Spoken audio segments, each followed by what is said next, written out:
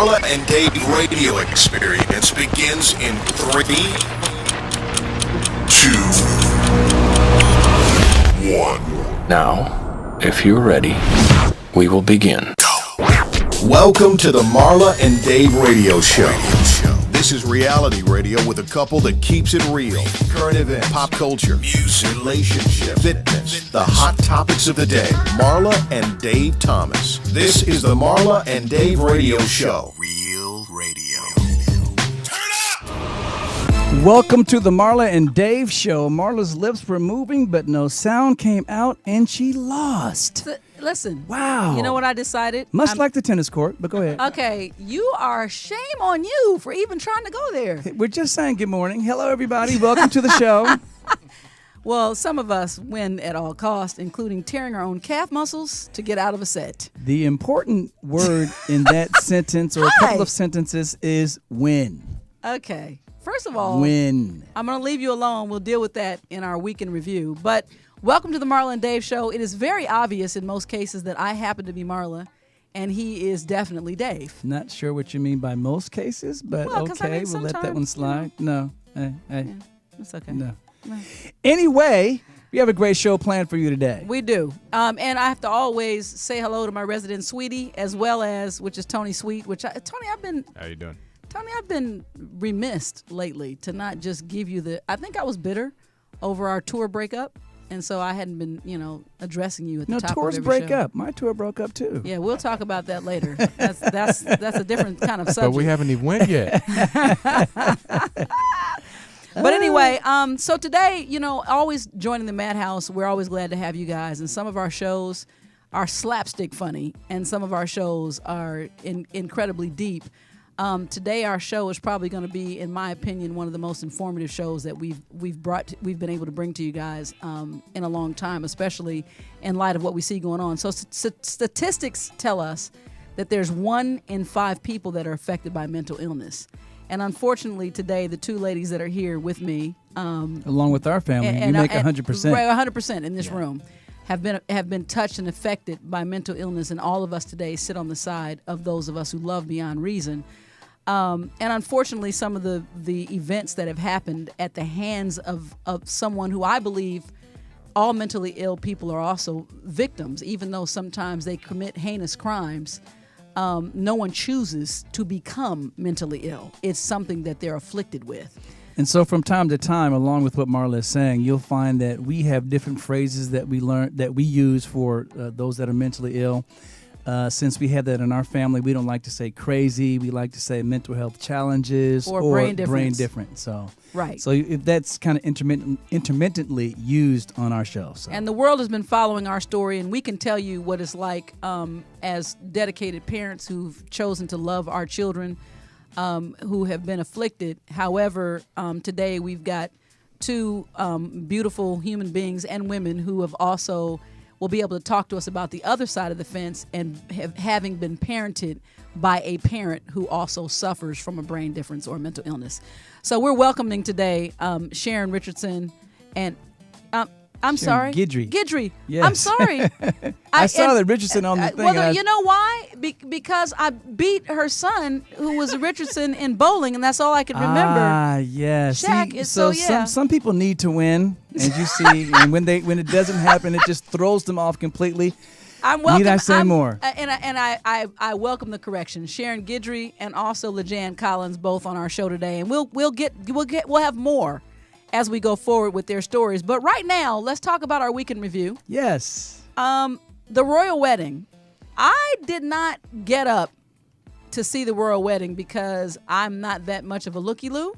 But when I woke up naturally, I did turn on ETV and I did see the ceremony. And so let me just say this. Let me correct you a little bit. You fell asleep with the TV on. And you watched it and you dreamed about it. No, when I actually fell asleep, you still had the TV on because I think I went to sleep before you. When I woke up at 4 o'clock, the wedding was on. Oh, good. So did you wake up and see No, I turned it off. What'd you think about the gown? I turned it off. You don't want to talk about it? But then when I went down to make coffee, you had it back on when you got up. Right. Yeah. I turned it on purpose. And the gown was long. How's that? It was the train of that gown. I looked up and it was like, did she make it to the? Because the gown was still coming. It wasn't as long as Diana's. Do you know how much that What are you, dress Donald costs? Trump? I had the longest train. This is the biggest train ever. Right. I'm just saying.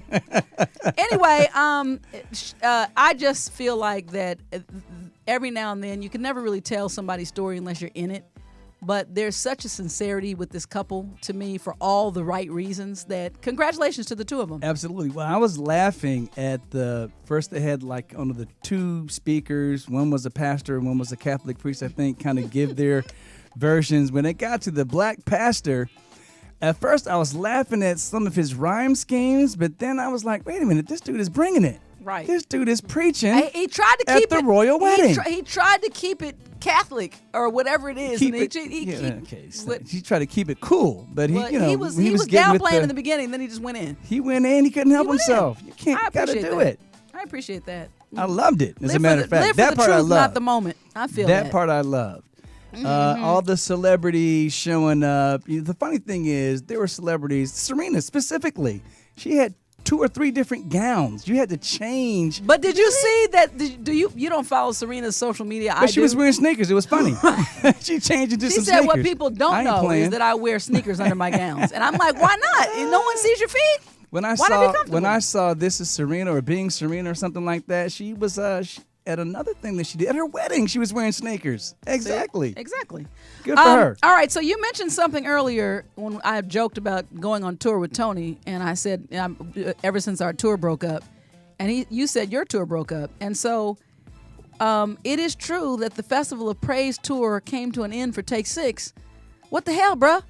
Yeah, well, I mean, they were having some issues with the tour, and before the issues got problematic to the extent, and I'll just say this, where relationships could be damaged, it was best for us to part ways. So we left on April beginning 30th. of May, April 30th.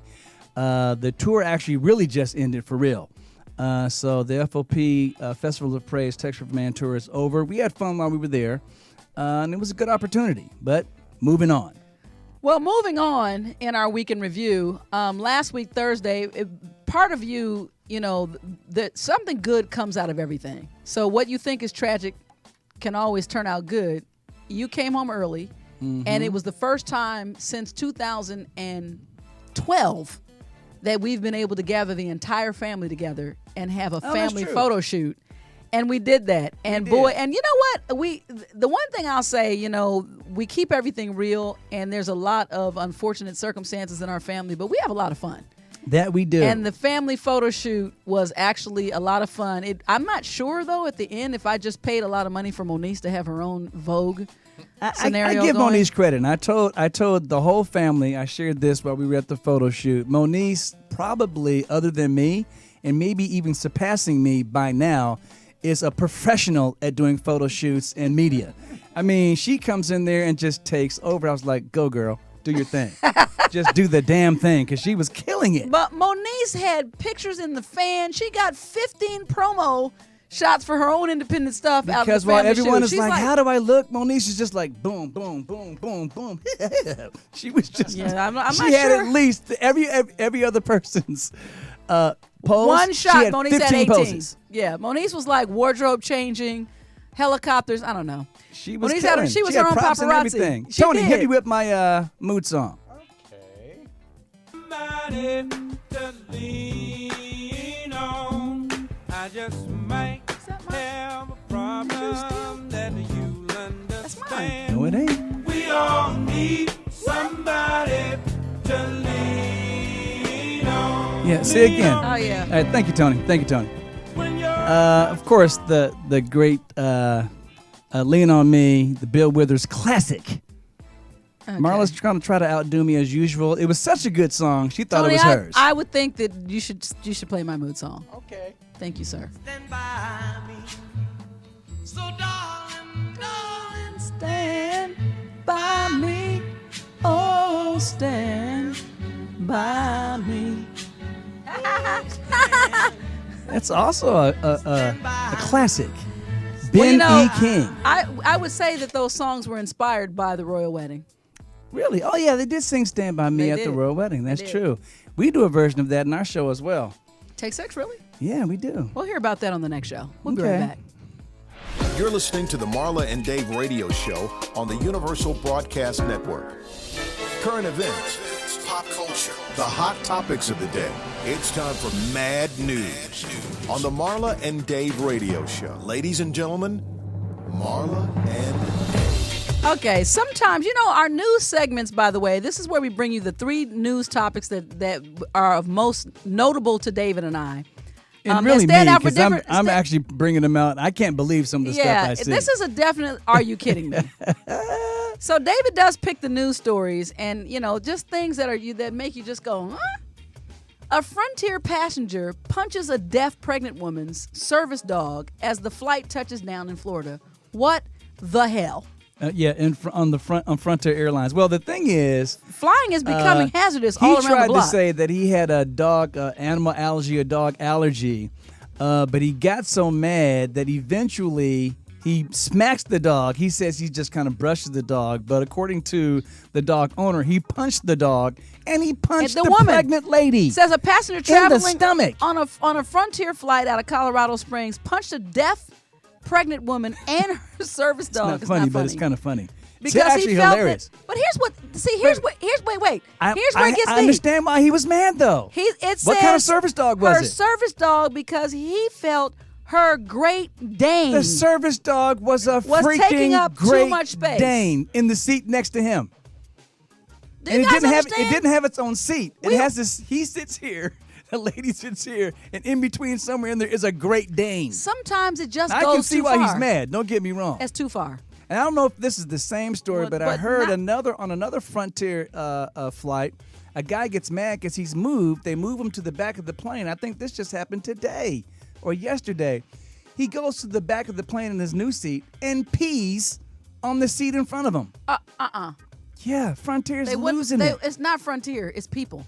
For the record. The people who fly Frontier.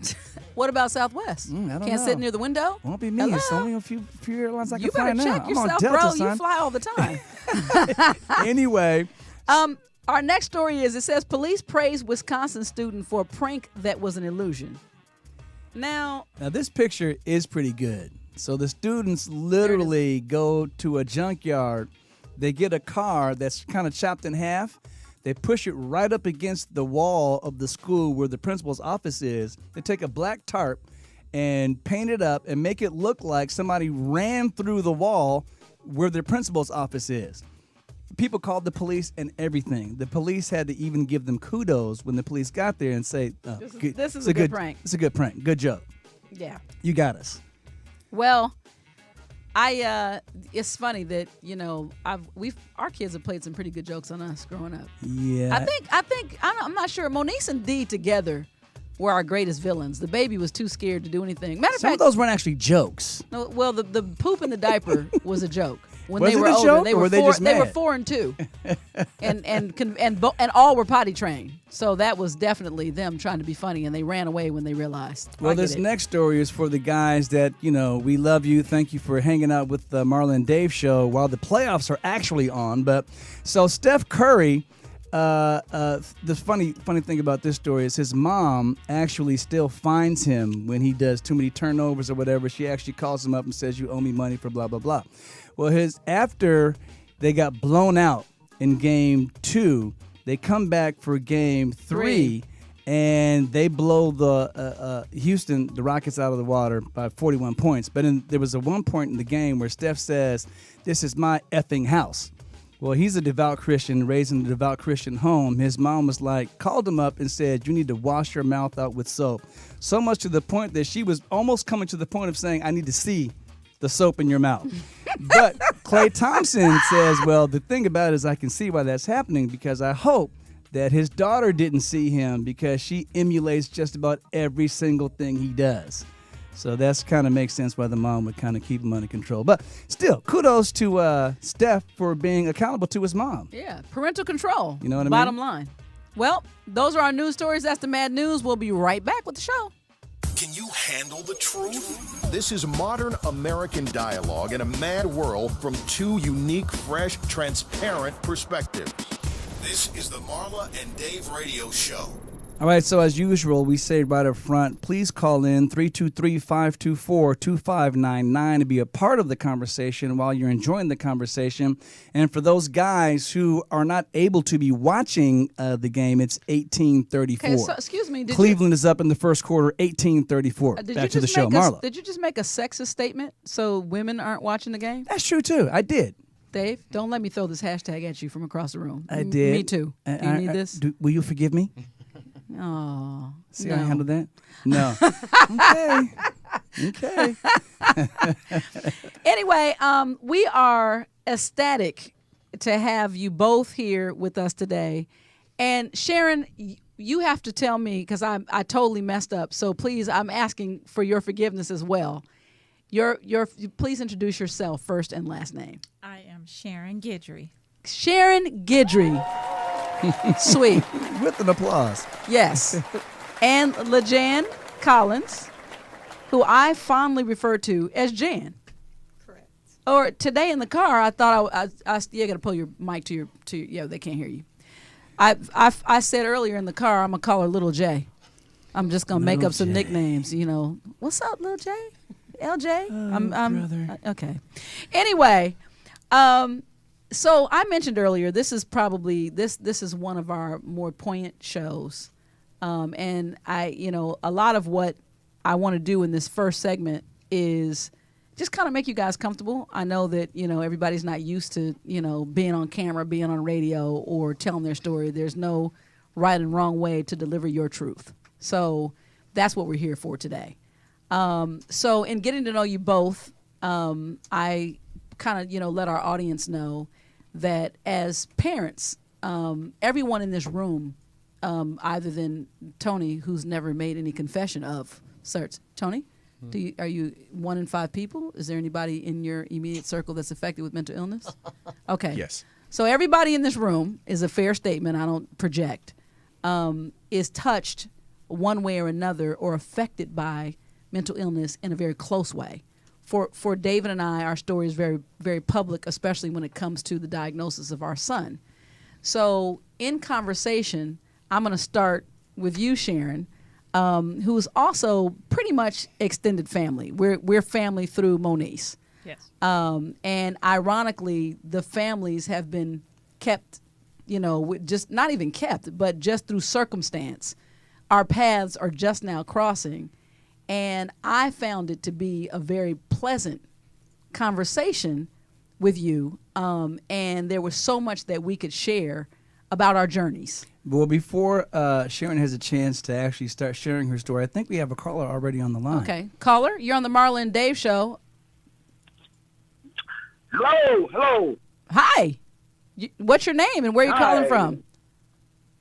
Miss Marla. How Hey. you doing today? Hey, is this Milton? Of course, I just cannot disguise my voice. That's nice, though. Hey, Milton. Nice. We recognize you. Hey, How are you? yeah. Actually, I have a question. Okay. When will there be a show where men can ask women what really turns them off and what turns them on, and vice versa to women? Okay, well, Milton, let me stop you Because- right there and let me say this. Thank you for calling, but if your question's not about this topic today, I'll say this. We have done that particular show at least 2 or 3 times, and thanks for bringing it up because we're going to get to that again. But not today. But not today on this show. This show is strictly about Sharon and about Lajan. So either call back with a question once you hear their stories, or if you have something similar to add or something to add to that conversation. But we're going to get back to Sharon and her story.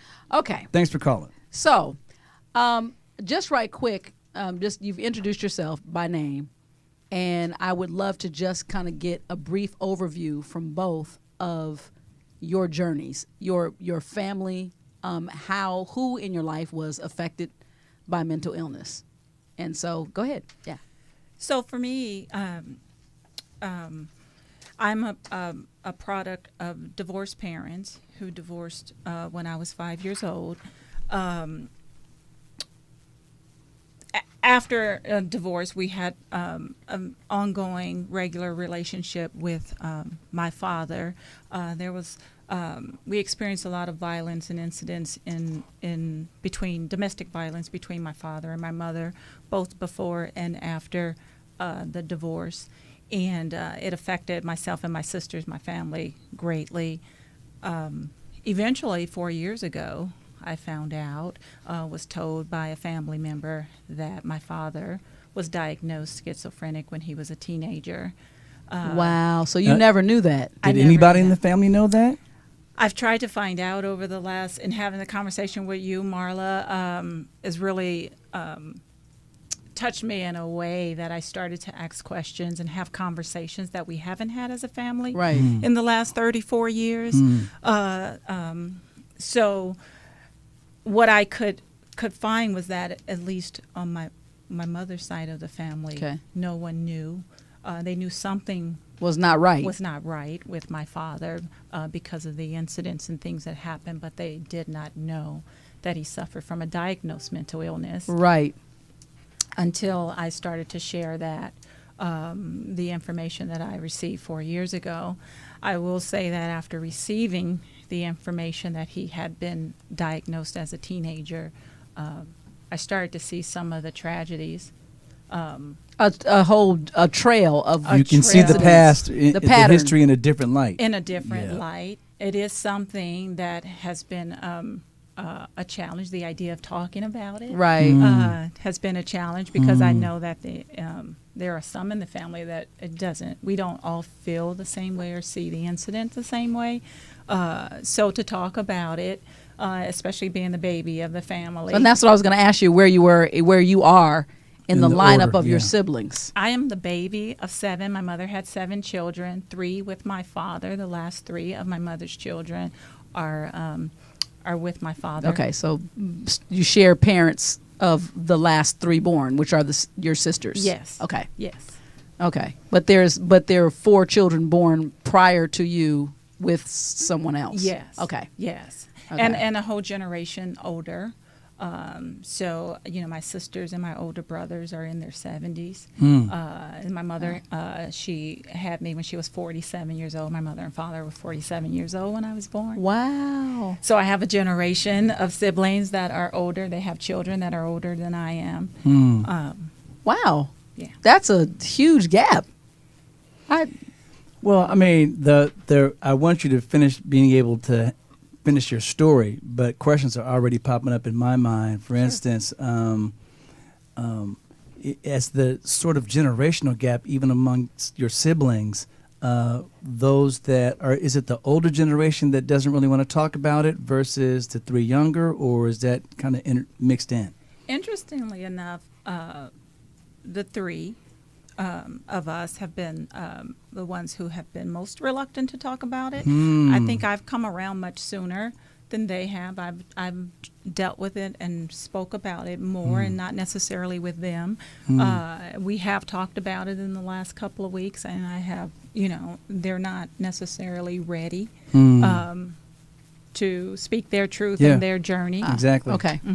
All right. Yeah. Okay. Well, then that makes perfect sense. And so I'm going to pause right there just at that, because I want to get the same general skeleton from Jan as well. So what is your history with a parent that has mental illness? So in my situation, I was raised by a single mother. I am one of 3 kids. I'm the middle child. And I was raised in a kind of a low-income area, and raised by a mother who, as far as I can remember, always had incidents in and out of mental health facilities. Episodes, as we call them. Yes, exactly. We would be... While you were A you were kid. aware of those episodes. Okay. Oh, yeah, absolutely. We would go and stay at my grandmother's home when she would be, and sometimes go to school where my grandmother lived, when she Right. would have those inpatient episodes. So it was something that we were always very clear about. Did you know it was? Did you have? At what age did? And I'll ask this question just to the room. Did you both well, you're saying now you're just now understanding that there was a diagnosis. But Jan, for you, was there a point where someone else in your family intervened and said, "Hey, mom's not well," or did you? Was it just Already was it no understood. conversation? No, Yeah. unfortunately, no. Like my mother was one of technically 13 children, and she was the only one who had this type of Mental health challenge. mental health challenge. Yeah. So she was raised with her other brothers and sisters, and they all had their own experiences with my mother. So no one ever came really per se in, like, it was more so on the side, like, you know how your mom is kind of situation. But we always stayed with my mom. Like when she got out, we always went back and stayed with my mom. So So she no was one taking ever- care of you by herself. Yeah. So with all the siblings, where does your mom line up in that 13? That's a good question. Okay. I think she's maybe like, I could be totally wrong, but I think she's like 8th. So she's in the middle. She's in the middle. Oh, yeah, she's in the middle. So nobody, but those who knew, nobody. So your mom was managing 3 children as in her diagnosis. Do you know her? Does she have a diagnosis now? Is it schizophrenia?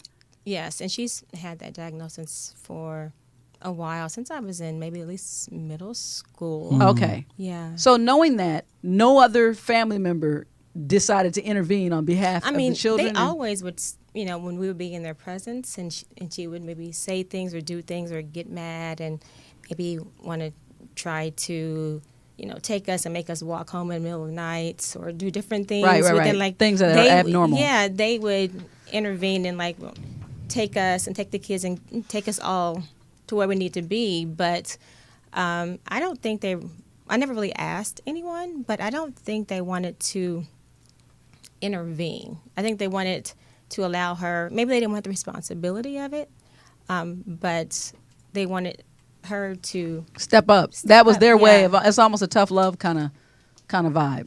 Is that? I think so. Okay, so like I these are think your so. children, and if we step in, Absolutely. you won't raise them. And even though you've got these issues, how bad could it get? Which is kind of the reason we're sitting here today, because I know because of our familial connection, how bad it can actually get, and what is the story for you, and where it ended with your father. Because it sounds like to me, and this is just me jumping in, that you didn't look at your situation as much as mental illness as you just had a violent, broken situation going on with your parents. Right, exactly. Over the years, there were very significant incidents. My father shot my mother when I was 5 years old, which is what Why the caused- divorce? which Right. what caused the Oh, divorce. so she survived that She shooting. survived the first shooting, Yeah. and he burned our house down twice. Were you guys in it? Was anyone home? We were in it the first time. I remember standing across the street at 5 years old in my pajamas watching our house burn down. And I just recently, through starting to have dialogue in the Right. family about it, became aware that he burned the house down twice. While the house was being rebuilt from the first fire, he set the house on fire. So this is a second post the time. divorce, though. This is post the Once your mom divorce. left, this was some of the Repercussion. Yes. of her severing the relationship. Yes. So she picked up my 2 sisters and I, and we moved to San Francisco, where most of our family lives. Her 4 brothers were there, and all of our family, and we moved there for about 4 years. And we weren't happy. The children, we weren't happy in San Francisco. We wanted to move back to Los Angeles, and so she brought us home after 4 years. And once we returned to Los Angeles, she facilitated a regular relationship with our father. And at that time, I was, maybe 9 years old. We had to see him weekly. And she was a domestic. She had an 8th grade education and opened and ran a home-based business. She cooked for us every Sunday at our house. Was like Thanksgiving, so we went to visit him every Sunday. He lived maybe not 10 minutes away from where we lived, but he wasn't allowed to come to our house. She would pack up a plate of food and send it to him. And Well, how did you, at that point, how did you feel about having to see your father every weekend? For me, because it's kind of like a broken record, what she said over and over again. Whatever happens between me and your father is between me and your father. He's still your father. And that was over and over and over again. Whatever happens between me and your father is still, he's still your father. And so we visited him, we spent time with him, we talked with him, and whatever we asked for, he gave us what we asked for. But what I remember about him during that time was he was never happy. I don't recall ever seeing him smile. I don't know his voice when he laughed. I've never heard him laugh. And he was angry. I realized on occasions we were in danger. Looking back, now understanding what his suffering, that we were in danger and didn't know it over the years. And ultimately, in 1984, I was 15 years old at the time. My sister was planning to get married on a Saturday. My other sister, who was 17 at the time, she had just graduated from high school the day before on a Thursday, and he came to our house. He called and said he wanted to come to the house to drop off a wedding gift for my sister and a graduation gift for my other sister. She was graduating high school, and he pulled in front of the house. My mom said, "Girls, your dad's outside," and we went outside to the car as we always did, because he wasn't allowed in the house. Wasn't allowed in the house for those 10 years since he had shot her the first time. And we went out to the car. He gave out gifts as he would, and he asked about our mom. Where was she? She was in the house, and he said, tell her she could come out and say hi. And so my sister called for her. My mom came outside, and we stood at his car door. He never got out of the car, and they had some pleasantries. My nephew was 1 year old at the time. He was learning how to walk, and she was saying to him that my nephew was learning how to walk, and he said, let me see, him take his steps. And so we kind of took a step back to give her room to put him down. So he could walk. And she put him on the ground, and she took a step back, and she opened her arms for him to walk into her arms, and he shot her 5 times. Wow. Okay. First of all, so sorry to hear that. That's tragedy, man, that should not be experienced. Yeah, and so for you at 15, that was a very vivid. That's not even you're not even a child at that point you were very aware. Yeah, I was 15. My sister was 17, and my other sister was 19, and of course my nephew was 1 at the time. So the nephew doesn't remember. He doesn't remember. Right. But it was I was confused. Initially, because I believed that he loved us all of our life. I believe that he had a lot of love for us. So I didn't understand how a father could do that, not only to the mother of his children, but also in front of his children whom he loved. So I was confused, and I think because I was so young, then that's why I chose not to talk about it. Because you just suppressed it. I suppressed it, and so as a family, we did not talk about it for years. Well, hold that thought right there, Sharon. We'll be right back. Hey guys, listen up. Learn something. 26 years of marriage from 2 unique perspectives equals 52 years of relationship experience. Excuse me, that's 58 years? Oops, I made a boo-boo. It's time for Ask Marla and Dave. Answers to your questions about life, love, and relationship based on Marla and Dave's real-life experience. It's about to get real. Ask Marla and Dave. So the Ask Marla and Dave segment is a segment of the show where you've actually visited our website, www.marlandave.com. Marla says I'm old school for saying www, whatever. Yeah, you anyway, are. Moniz taught me that. Oh, Moniz is a professional photographer. You visited marlandave.com, and there's this a tab there where it says Ask Marla and Dave. You sent in a question, and we'll answer it right here on the show. Marla, what's the question for today? The question for today is this. Hi, I'm a huge Take 6 fan. I saw the post on all of your social media pages stating that you had been asked to leave the Texture of a Man tour with Fred Hammond and various other gospel greats. I was lucky enough to see the show in Atlanta and recommended that a friend of mine get tickets on the West Coast, only to hear that you guys were no longer included in the lineup, which happened to be my personal favorite part of the show. Is there any more details that you can share that will help this ordeal make more sense? Signed, Inquiring Fan. Yeah, essentially, as you stated in your question, there were a lot of artists on this particular tour. And each one of us are actually headlining artists. So usually we get pretty good fees to actually come and perform. So in order to make this show happen, we needed a lot of money, which means that we needed a lot of tickets to be sold, which means that we needed a lot of things to fall into place for there to be enough money to have such a great show. As it turned out, it was less money that we thought that should have been coming in was actually coming in. So as the money started to be a little thin, and as you know, to be responsible for a tour like that, it was a good decision for both parties for us to actually split ways. And can I just say, let this lesson be learned, because if you had taken Tony and I out on the road like you should have in the beginning, we'd still we wouldn't be touring. have had to pay you guys as much anyway. Like There you nothing. go. Like we're apprentice. Like that would have just been like a freebie for you. So, Inquiring Fan, I hope that answers your question. Duh. And keep visiting marlandave.com, and Ask Marla and Dave is right there. 323-524-2599 is the number to call. The Marla and Dave Show. We'll be right back. Intelligent, fun, and super real. This is the Marla and Dave Radio Show.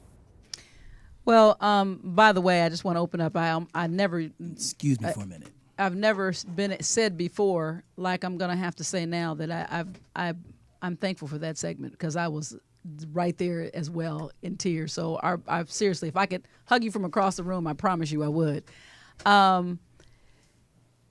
That the weight of that, in general, putting those pieces back together and coming to grips, because does it make it, the question I want to ask, because I know, Jan has not had anything as tragic, but also incidents as well growing up with your mom, and times that you expressed that you were possibly also, you and your siblings, in danger at behaviors. Does it make it better as adults or worse once you find out that there was a cause to their issues? For me, it made it better.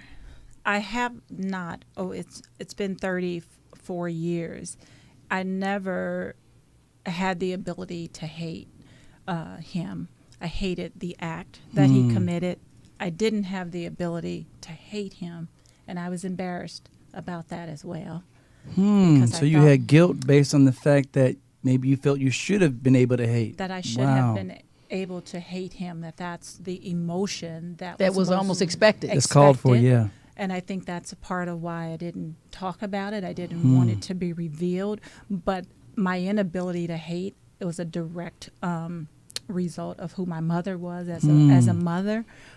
She didn't teach us to hate, and with what the journey she had gone through with my father, she still didn't hate, or at least communicate any hate towards our father. She never said a cross word against him in my entire life, but I was embarrassed by that. When I became aware that he was diagnosed schizophrenic, things made sense. I had an overwhelming sense of sadness for him, that he suffered in that space and that he was suffering.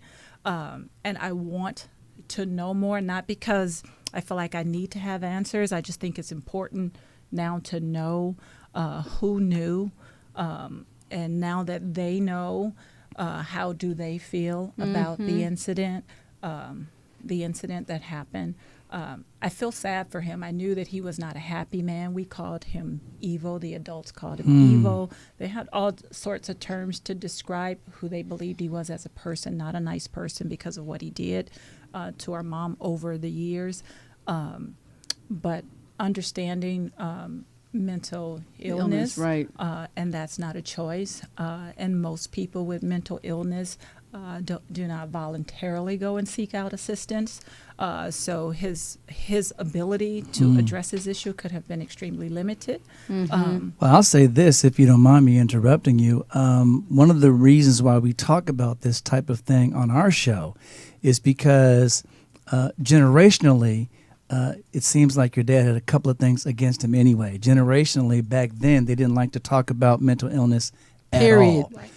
Especially if you're African American. Yeah, in our community, it's taboo. And when you say he was always unhappy, even when we're dealing with our son, there are times when I can just see him just struggling with it. And because of the nature of the relationship and the type of people that we are, we allow him to talk about it. So he says, man, it's just I'm dealing with a lot right now. So I'm confused. Even when there are times when I say, man, I'm dealing with a lot, in his situation, he says, not as much as me. And at that point, I have to agree. I say, well, that's true, bro. Right. That's absolutely true. So, it's a mixed bag of emotions that I'm sure that you're describing and that I'm sure that we've all been living with, because it's hard even to talk to other people who already don't understand anything about what you're going through, not just personally, but about mental illness in general. And it's really, especially in our community, oh, that's just a bad kid. He just needs a spanking. You know what I mean? Or he just needs some tough love. Or as if there's something that can undo an actual disease. To compare it to something, it would be like saying, oh, he has cancer, just give him a spanking. What? Or doesn't which even is make what sense. you and I discussed even with our son, who is, we talk again openly, diagnosed bipolar 1 with schizoaffective disorder, and recently spent 5 months and 10 days, because I counted every one, in jail for walking around nude. And which happens especially for men, African American men, but men jail. actually go to jail. Right. That's where they receive their mental health treatment most of the time, because no one really wants to deal with it until it's too late. Right. And so for that, is definitely, something that all of us the discussion must now be had. And, David and I are very active in NAMI, which is the National Alliance of Mental Illness. And when we went to our family-to-family meeting, which is a class that you get a certificate at the end of the class, I should have brought my book, but there was an exercise to learn how to. Well, I was going to talk about the statistic, and the statistic that African Americans, they call it diverse communities, are 2 times more likely to be affected by mental illness, and we are less than 1% engaged or accepting of any type of treatment at all, period, compared to 60% of Caucasian more of us communities. Are affected, and less than 1% actually get help. They'll seek help, or they'll admit it, or they'll have a conversation about it, or they'll go to groups, so that we won't. So we'll call it all kinds of different things, but at the end of the day, it's a mind, and the mind. It's like the mind is colorblind, and so these are the things today. I wanted to speak as well, which you guys are doing a fantastic job, and Jan, I'm going to get to you as well and have you speak up about both of you about what you saw as children. And it's like those people who ask me, well, how soon did you realize something was wrong? And now in retrospect, because we're aware and there's a diagnosis in our behalf, we look back even when our children were little and we can see things that I would say, even, Moniece dealing with personality issues. When she was little, the first incident was she was 11 months old, and I will never forget it. And David went on tour, and his parents had Moniece, or we were gone I was gone for the weekend, and when I got back, she was ignoring me. Well, that was 2 separate stories. So you and I had gone out for the evening. Oh, okay. With the Moniece situation, and when we came back with Moniece with the babysitter, Moniece literally, she could crawl. Moniece was very mobile, as long as I can remember. But she was so little. Away. She could run under the coffee table. That's another whole thing. But we would say, "Hey, big girl." She would just look. And like not smile. The other shoulder, and I said, and she just looked down. Is she totally? Is she? And then we went to get her, and she literally turned her back, as an 11 infant. months old. And I said, wait a minute. Like, I said to really? David, something's not right. There's something not right about this, because usually you're their whole identification. And they, they're not abused, they're not abandoned. So when you're gone out and you come back, your baby only knows everything they need in life comes from you. You feed them, you love them, you sing to them, you read them stories, you kiss them. You're their everything. So they're like, ah!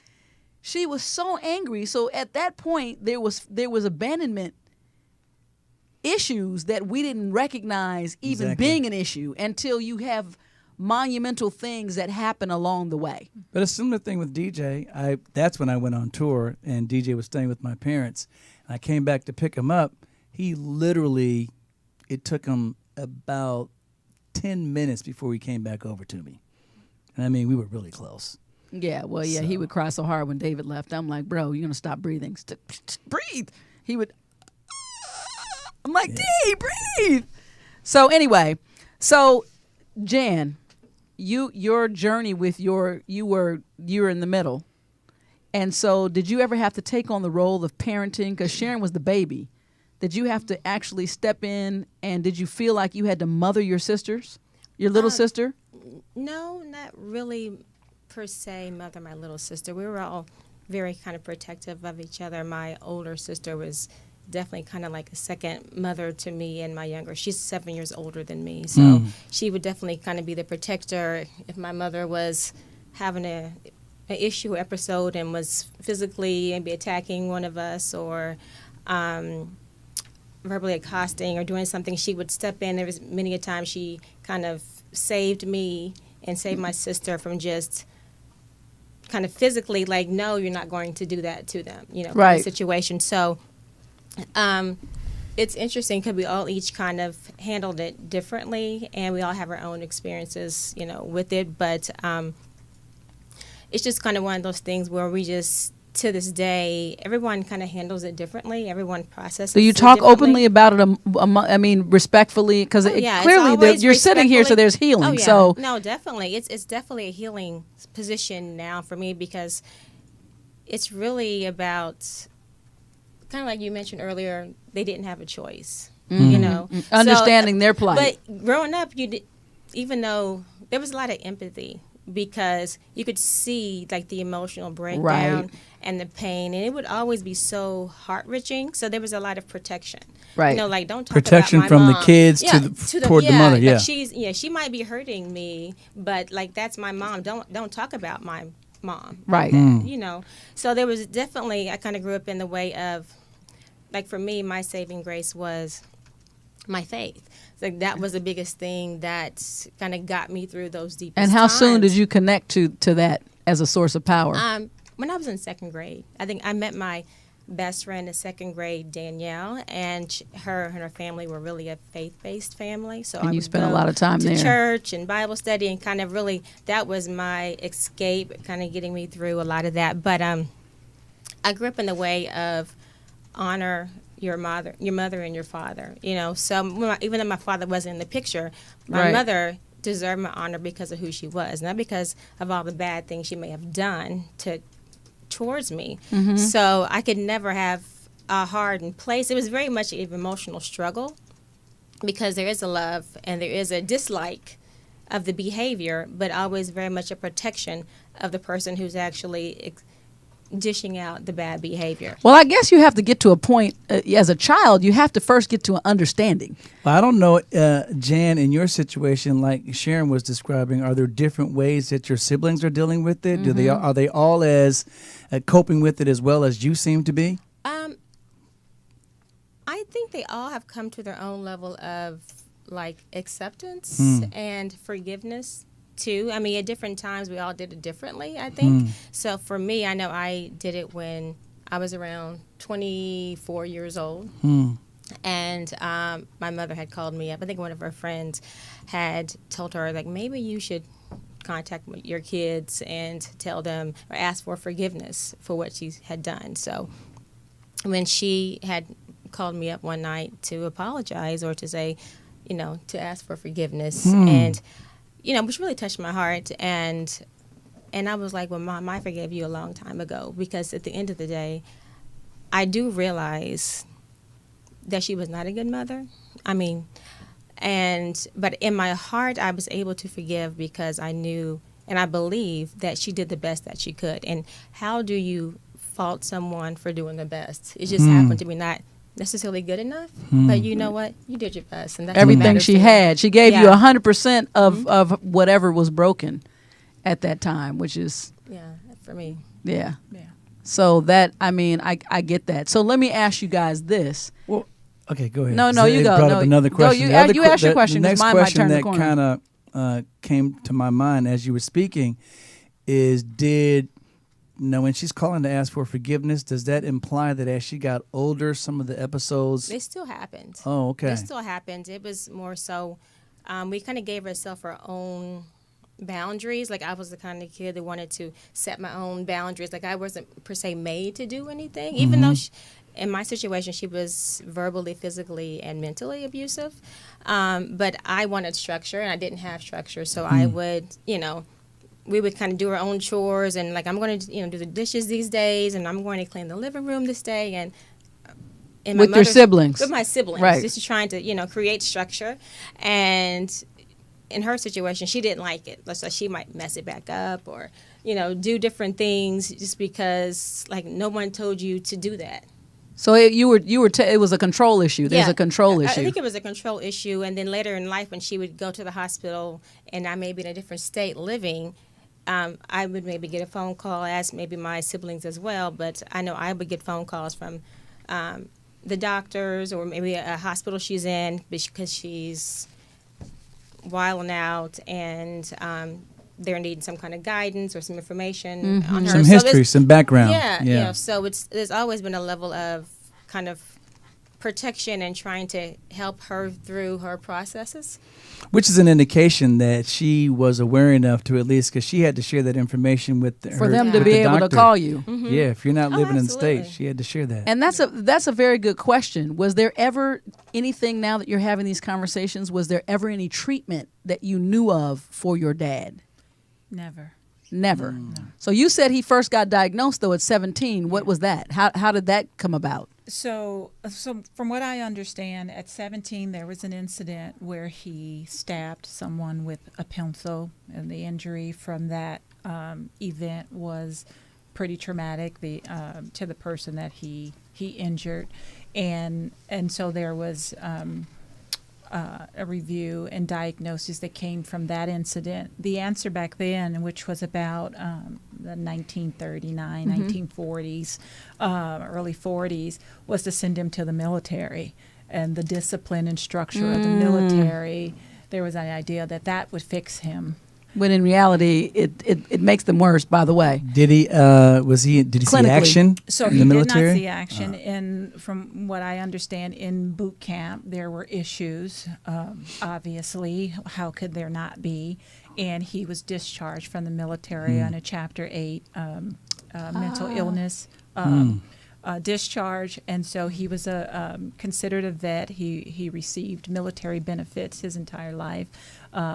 We thought for years that he served and that he... Oh, you found out a lot of information right later there, on. the military discharge is his diagnosis at the same time. Exactly. Yeah. Exactly. So... Wow. Yeah. Wow. So that was the answer for your father. Right. That he go to the military, and you send him to the military, which is very similar now to which is what we were talking about with, the answer is shuttle everybody to jail. And then, but they're not in therapy. There's no cognitive therapy going on. There's no healing happening. It's just a control mechanism that they're literally cattling all these people through, and especially African American men, which, by the way, tend to suffer again more than women. So men are more likely to be affected by mental illness, and ironically as well, which I'll get back to, I found out later that it is generally a gene that comes through the men, through dads, through fathers. So that's something that we can talk about, but we'll be right back. It's time for the Marla and Dave Doghouse. Marla has something that should put Dave in the doghouse. Dave has something that should put Marla in the doghouse. You decide who gets a biscuit and who gets busted and ends up in the doghouse. Marla, All right, I'll give you a chance. Yeah, you go ahead. I don't and even go. need a chance. This is why you're going in the doghouse. Oh, you think that it's a slam? It's a dunk. slam dunk. So today, David got busted. So when I go and teach my class, he said, "Where are you?" And I said, "Oh, I'm having some clam chowder up at a place that we normally go near our house." So he says, "Oh, I'm coming up there." I said, "Okay." So there's a guy who comes up there all the time, and you know, he's like the neighborhood dude that, you know, he kind of just sits around in the bar and whatever. It's a raw seafood place, a raw seafood bar, EMC. And David sits there, and I'm talking to somebody else, and this gentleman Dave's talking to this gentleman, and David starts telling him how yeah, man, what's going on with you? The guy says, you're limping. Yeah, you know, my calf is torn. Oh, who did that to you, Marla? Yeah, playing tennis. You know, that's why I had to beat her down. I said no, but it did happen while I was with Marla. And he said, I always beat her. And I said, David, I had to get out of my conversation. I said, did you just say that you always beat me? Okay. That's why you're in the doghouse. You need to become truthful about our sports joust. Well, to be honest with you, you're going in the doghouse because you really didn't want to be sitting next to the same said gentleman, and you told him that, and when I wasn't even there, didn't even know I was coming, she said, yeah, this seat is taken, someone is on the way. Now, she hadn't even talked, she didn't even know I was coming. So I also had to tell Marla, you're welcome, I just made you not a liar. Listen. So, and to the guy, I was just and look what I did. I was brought into my colorfully- universe what I needed, and, and miraculously you showed up. And you're welcome. Yes. Hence, I don't go in the doghouse, but I was colorfully adding to the story to make the guy laugh, make his day. That's all I was saying. And not that I don't always have the upper hand to beat you. So when I lose, it's as if something's wrong with me. Sharon's just getting to know us, but I think as well I'd like to nominate her son Shaq to be in the doghouse because no matter what he tried to say, he probably can beat you at tennis the too. scores are up online, and Shaq, you lost that game we played by 1 point. Shaq, you probably won. I got your back. Anyway, that's the doghouse. I got proof. Back to the show. We'll be right back. What's the action? You'll laugh. You'll learn. You'll learn. You'll get mad. Shut up. You'll get happy. But you won't be bored. This is the Marla and Dave radio show on the Universal Broadcast Network. So wow. Man, the questions are flooding through my go mind. ahead. I don't know about you. You ask your questions because we're going to get to healing. Have both of you shared the experiences growing up with your kids? That's a very good question. Just recently, I started to share as we started to experience things, parent, child, things now that they're adults. My children, Shaquille is 26 years old. My daughter, Shayna's 29. And I felt like maybe they don't know who I am because I haven't always been this way.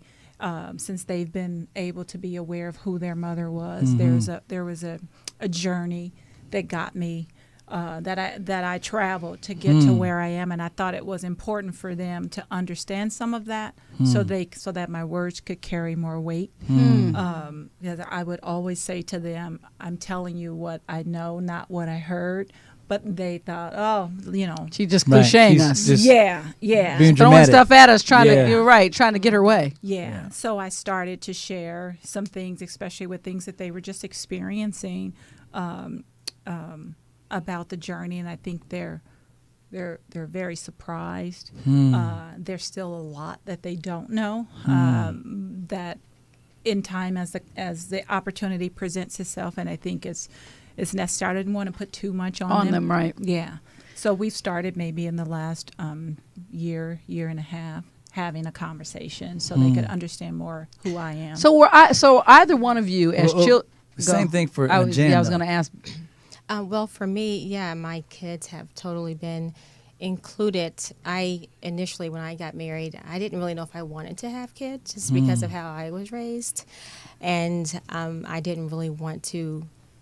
I guess I had the fear of perpetuating perpetuating the cycle, because I know above anything that it's a part of my experience and it is in me. So I'm like, well, what happens if I get mad and they don't listen to me? And you know how teenagers can be. Exactly. So definitely it was important for me to share with my kids and me and my husband talk about it, and we talk openly around our kids about that, or how we both grew up. So just more so they can really see how sometimes kids think they have it bad. You have no idea. Yeah, we're not even going to talk about really walking through the snow thankful. barefoot. Yeah. Okay, Didn't even come yes, close. yes. We grew up in Huntsville together. There's no snow. Yeah, well, the reason why I was asking that is because recently I had a conversation with our youngest daughter, and she was like, well, you know, sometimes I have to ask myself if I really want to have kids because it makes me kind of nervous. Which was going to be the next thing. And now that you guys, as you grew up, and I know that your fracture point had to be at some point 15, witnessing what you witnessed. And was there ever a point for either one of you where you looked at yourself and said, am I exhibiting? You know, because I know for me, there's definitely mental illness. You know, my family's very open in talking about everything on my side. And so for me personally, I'm always questioning.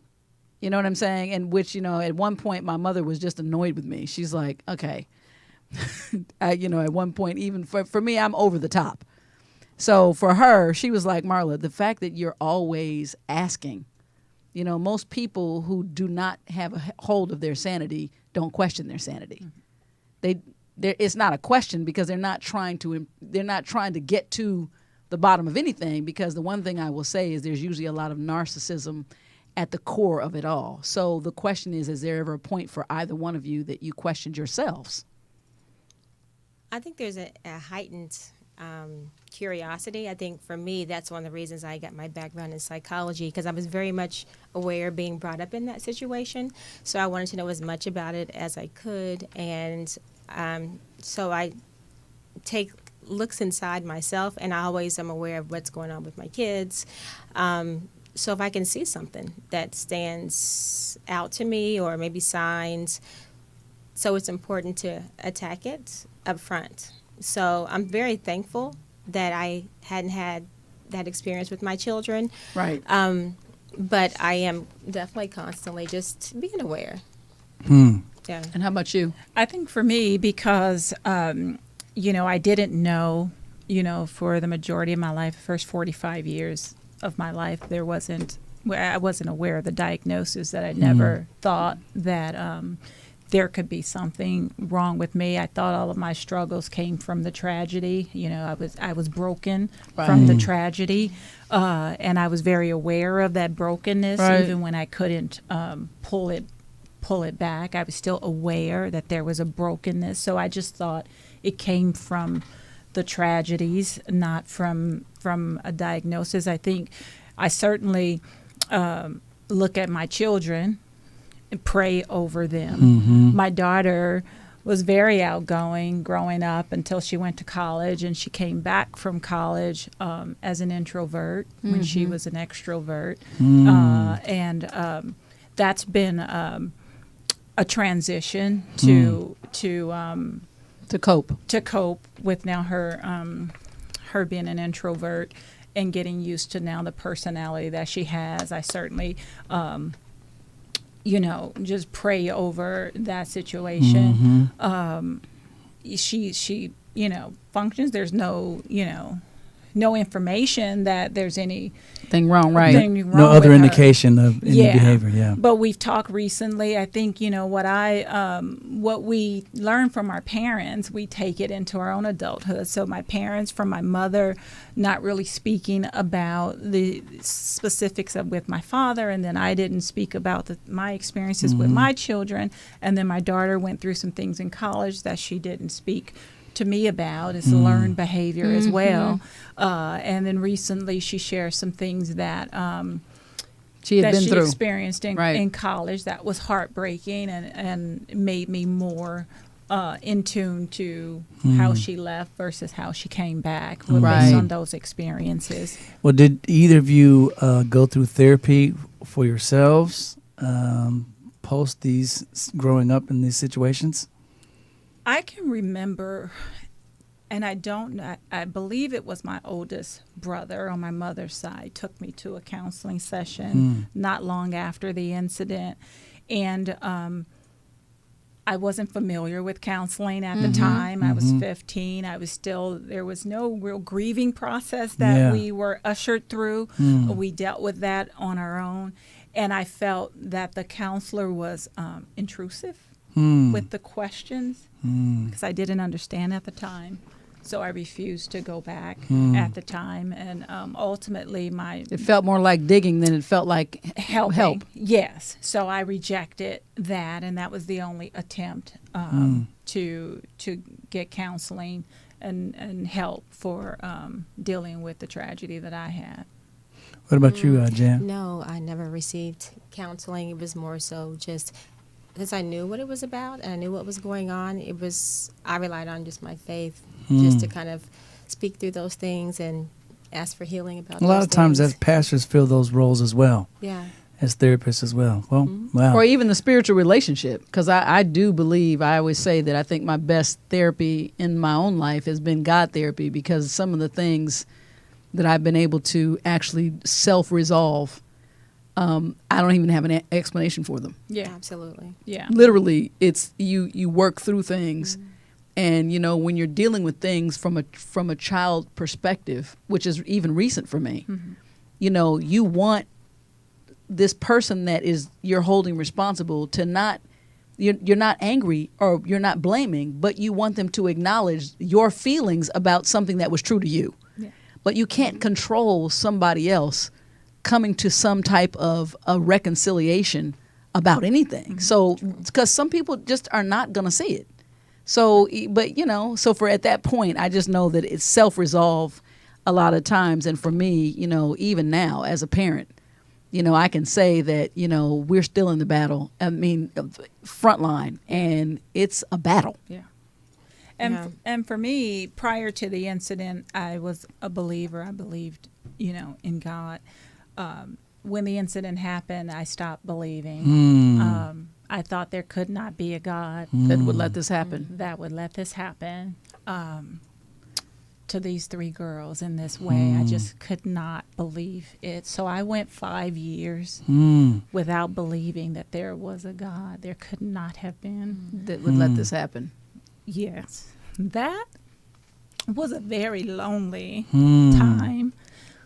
I don't know if people can relate to being in a world with millions of people and feeling like you're by yourself. Yeah. That's how I felt for those 5 years. And because I was young, I acted out. And so I had to deal with the damage to relationships and family that caused. But it wasn't until I met a woman who took an interest in my life at 20, and the fact that then I had a daughter that was 3 days old, and I was out and about, and she didn't understand how a girl who had given birth 3 days ago was out, and she wanted to share with me how dangerous that was for me. And I didn't have anyone to do things for me. I had to do it myself, so I couldn't enjoy being at home after. And how old were you when I was 20? Okay, when 20. I had my daughter. 20. Okay. And so I said, well, I don't know. I don't have a mother, so how would I know that I'm not supposed to be out after having a baby 3 days ago? I didn't know. And it just touched her, and she became a second mother to me. It's the only grandmother that my daughter knows. It's the grandmother on my son's side that he knows.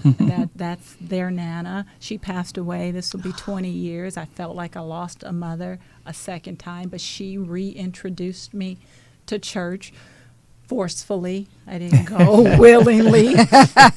But she said, you know, I want you to come and this is before Shaq was born. So she said, I want you and your daughter to come and stay in my house so I can teach you how to care for your child. And I did that reluctantly. I thought she had motives, but in hindsight, that's how God is. I thought there was some motive. People just don't do for you for no reason. There's something she wants, but I went. That was God. And then when I got in her house, she said, one of the conditions is you have to go to church on Sunday. And I said, well, I have a house over here. I can go home too. I don't. Right. But I didn't leave. I went to church every Sunday because she said I had to, and I needed her to teach me how to care for my child.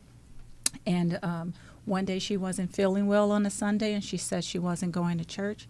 And when I got up and got myself and my daughter ready for church without her, that's when I knew that God had said something that touched and changed my life.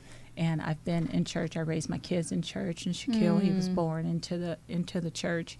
And that's an amazing testimony after everything that you've been through. And God just came back to you. Yeah. And that's awesome. One of the things that I share with my kids. And, you know, even Moniece, which, you know, Moniece has always been a challenging soul, love her to death. But I always say that child is literally the reason that I know how to love unconditionally. That's one of the things that I believe that's the gift that she brought into my life. But Sharon, as you were saying, that is something that I also feel so much about, how God there's always someone He has prepared. They're there. And it's a tapestry, you know, that comes to be, and He doesn't leave anybody stranded.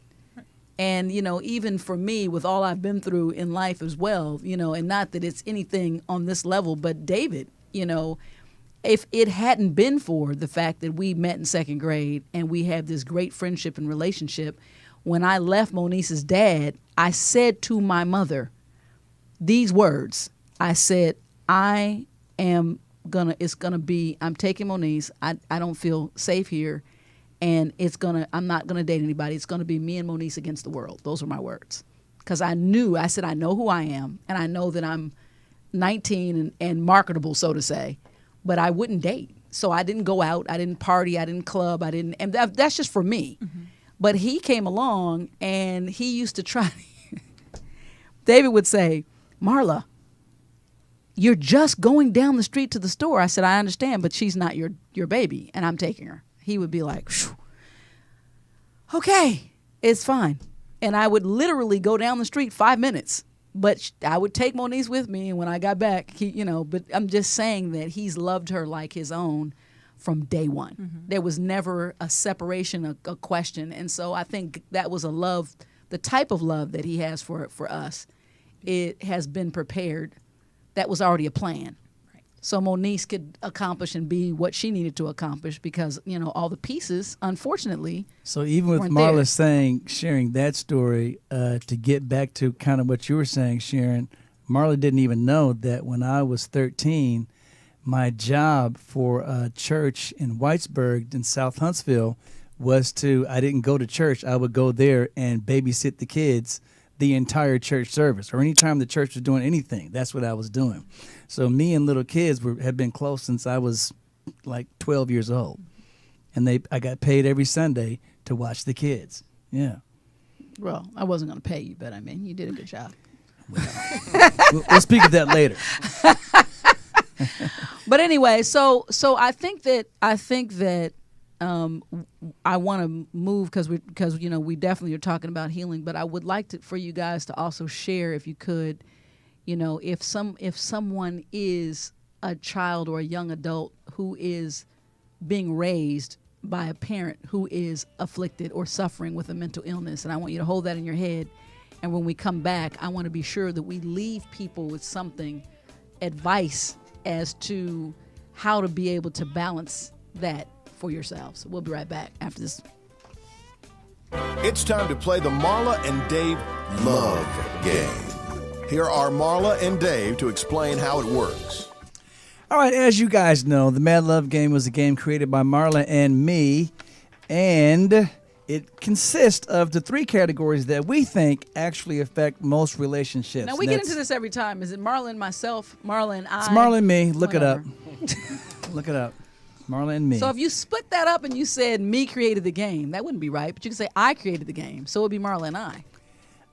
That's one way of looking at it, but when I actually looked up the syntax of sentence structure, it was Marla and me. Anyway, how do you spell syntax? S-Y-N. Be quiet. Anyway, the 3 categories that we think affect most relationships are communication, what was just happening, if you want to call it that, finance, and sex. And it's played by rolling a single die.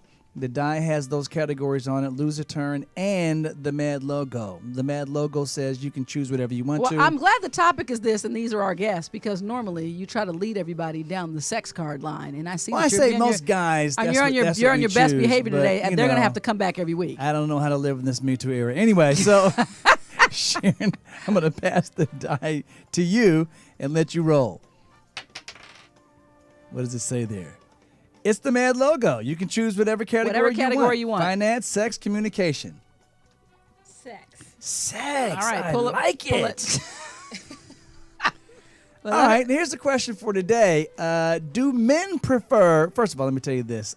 All the answers to these questions are research, and they come from the Pew Research Center, PEW. And the question for this card is, do men prefer women to wear lingerie to bed? What do you think? It's an actual Everybody question. can answer. I say no. You say no. I say absolutely. I say hell to the no. Jan, what's your... It's a little Whitney throwback.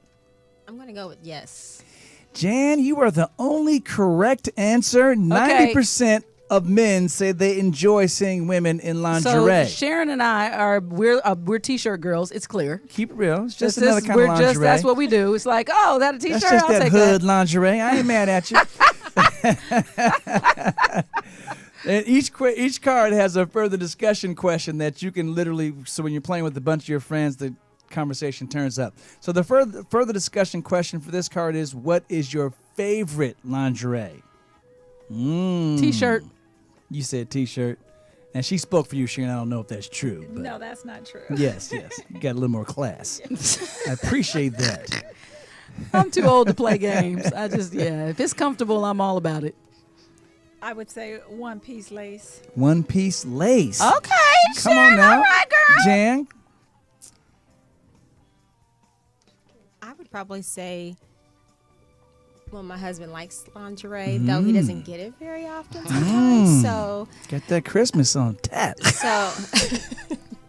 But probably like Sharon, it's a little Like lace, a one little piece, yeah. one piece, yeah. So can I ask you guys a question? Lace doesn't itch. No, you guys are good. You guys are good with that. Well, Okay. more satin. Satin, okay. less So lace. I remember one time early in our marriage, Marla would okay. tell me it was hygienically uncool for her to be wearing lace.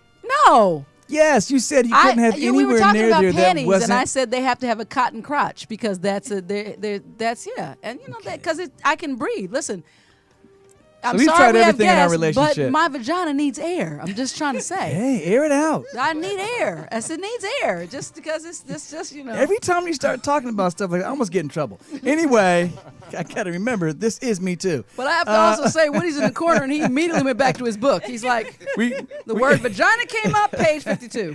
We got time for one more roll. Jan, Sharon, if you could pass it over to Jan, awesome. She got the logo too. Again, I keep waiting. damn That it. dice is the perfect die.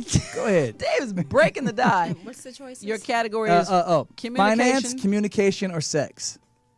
Let's go with communication. Communication. Oh, Jan likes to talk. Go, You Jan. grab one out of there. Boom. Chocolate. So this question is, who is quicker to offer an apology after a disagreement, men or women? Oh, women. Definitely women. Clearly, Me Too is taking Everything a hold. Sharon says, I say it too. That does it. Well, I'm following. I'm a follower today. Yes, it is women. Jan, what do you think? I agree, women. Oh, Jan's with us. Where three are gathered together, let no one tear them apart. What is it? Well, the answer to this card, and you can tell I was reluctantly writing this, I think. It says women. Studies show that women tend to feel guilty more than men, and that's why they apologize. I think that women apologize because women are more emotionally and they feel guilty because they're driven and in wrong. touch. Okay. Dave's making up some stuff. Don't look for his direction anymore. He only has 12 minutes. Just don't turn around. I try. So the further discussion question for this card is, what issue do men apologize for most? Oh, cheating. Infidelity, yes. I would say anything to get the conversation to end. So we just say, my bad. Okay, that's just keeping it real. There are ways that, for sometimes Marla and I were getting the discussion. I have to say, will you accept okay for an answer? He did that today. Will you just say, okay, I'm saying I agree. Is okay going to work for you? Is that going to work? Yeah. So that's why I said that. Anyway, thank you guys for playing the Mad Love Game. You can get your own copy of the Mad Love Game by going to marlandave.com, clicking on the Mad Merch tab, and there you see the Mad Love Game, amongst other things that might interest you, and have a great time with your friends. Do it this weekend. I insist. It's a holiday weekend. You know what you should do? You should put some. We should have iconic CDs in our Mad Merch room. Ooh, that's a good idea. What did Way to I think just about say? that. Okay. If you want to stay number one, you better listen to my words. It's true. I'm sorry. Anyway, thanks for playing the Mad Love Game. Back to the show. David is a thinker. I never do anything without thinking about it first. Marla is a feeler. I basically wear my personality on my sleeve. But when Marla and Dave get together, it's like a match dancing with a firecracker. This is the Marla and Dave radio show on the Universal Broadcast Network. Before we get back to the show, we want to give you the results of the poll question. So remember, the poll is something that we love to have you. We want to hear your voice, and you can cast your votes on our website every week. Last week, the poll question was, does it matter that Trump lied about paying hush money to Stormy Daniels? Your options were yes, no, or I don't care. And 50% said yes, it matters. 33% said no, it doesn't matter. And 17% said, I just don't care. So next week, the poll question is, what was the standout moment of Meghan and Harry's royal wedding? A, the dress.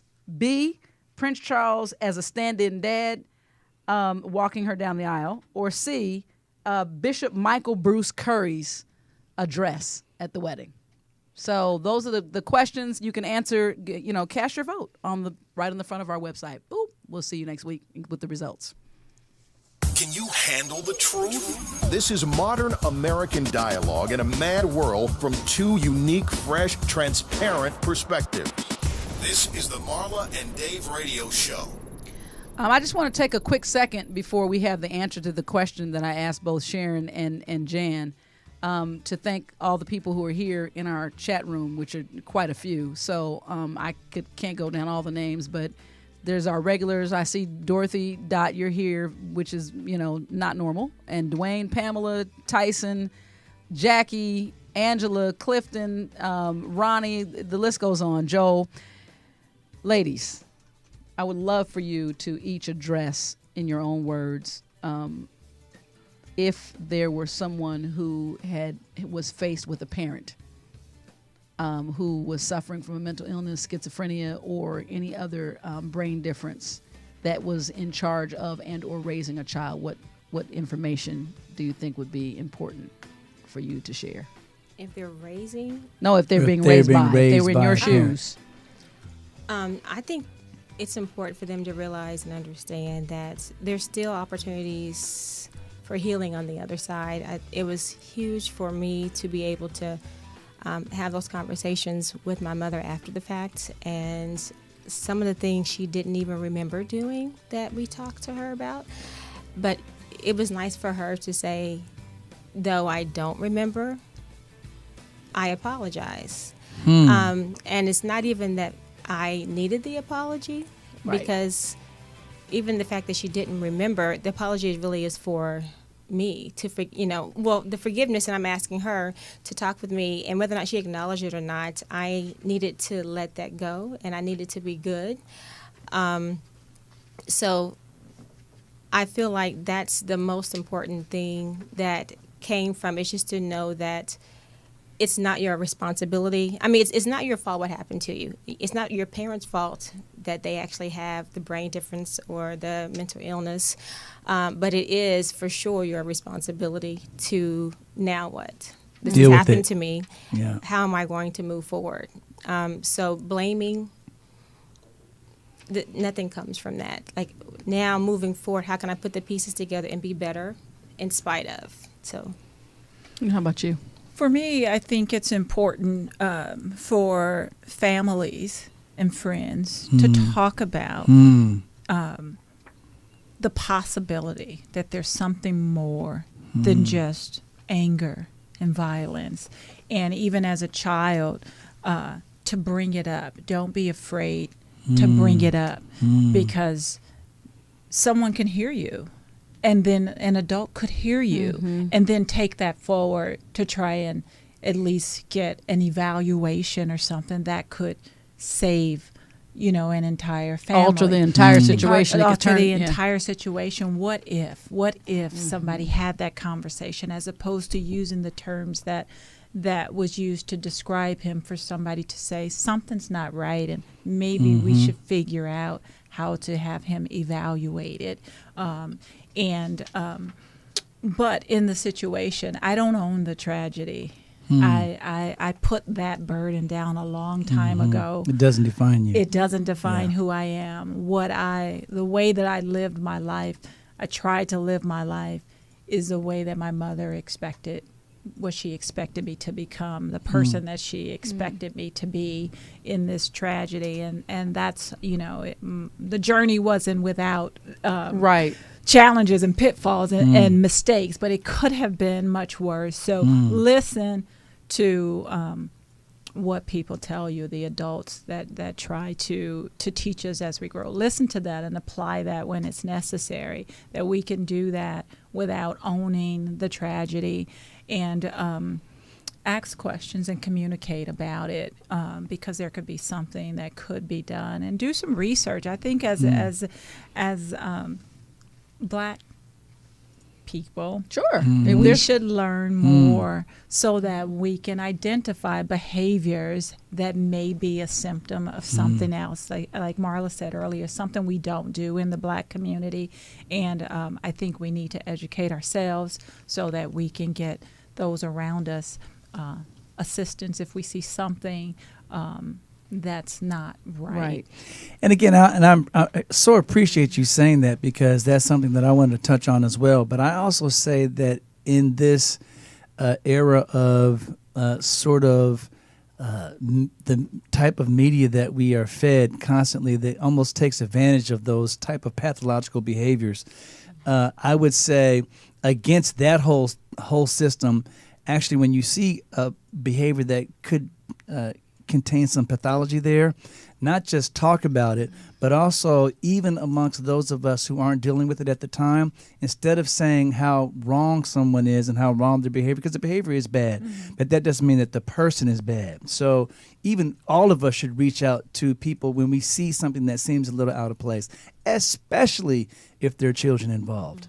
Yeah. And so I think that what I wanted to add to that is, one of my missions now is to break the trend of silent suffering. Silent suffering just not only does it repeat the cycle, but you eventually drop the silent and you're just suffering. Exactly. Because until you speak up, hope can only come, help can only come when you understand that there's something that's being spoken about that needs to be addressed. And so to me, I don't even care, my family, I had a hard time with my own family, my father and my brother, not understanding me going public with this situation.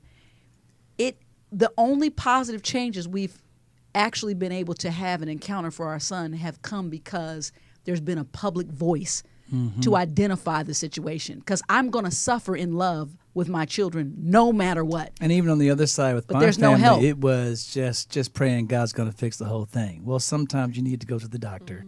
Sometimes that's a thing that God has in place that's available to you with medication and everything else. So there's extremes on both sides. So I would say that's why on our website there's always a tab to click on to join NAMI, the National Alliance on Mental Illness, because mental health issues and the whole mental health insurance, all of those things that deal with mental health are underfunded. And so when we join NAMI, there are resources that NAMI has, and that's how they're paid for by the dues. So I would encourage everyone to join NAMI. NAMI is a volunteer service, but they're the most comprehensive mental health service on the planet at this point. And both for people who suffer and for their families as well. So stay tuned as well, because this is actually the soft beginning launch of my own foundation, which is Loving Beyond Reason. Which, it's the love that you guys have been able to find to heal, that you share with your families, the love that same for me, and I share and shower with my family. That love is beyond what most people feel is reasonable when we're dealing with adults who are in pain and who are suffering. And to me, love is the only healing factor that's ever going to matter. And sometimes I'm exhausted, but I'm never too exhausted to keep loving my children, and those who are suffering need to be loved even with greater measure than those who are not. So, Sharon and Lajan, thank you so much for sharing with us. It takes a lot, and we don't want to say that we don't appreciate it. We truly appreciate it. No, yeah, I feel blessed that each of you could come, and I feel blessed that we're able to. We won't be strangers. No, we won't. I'm telling you, we won't be strangers. And when we're done off air, because I don't want to distract from the conversation, I'm going to show her son's 1 point loss. Awesome. This has been the Marla and Dave Show. Thank you for joining. See you next week. See you next week. Bye.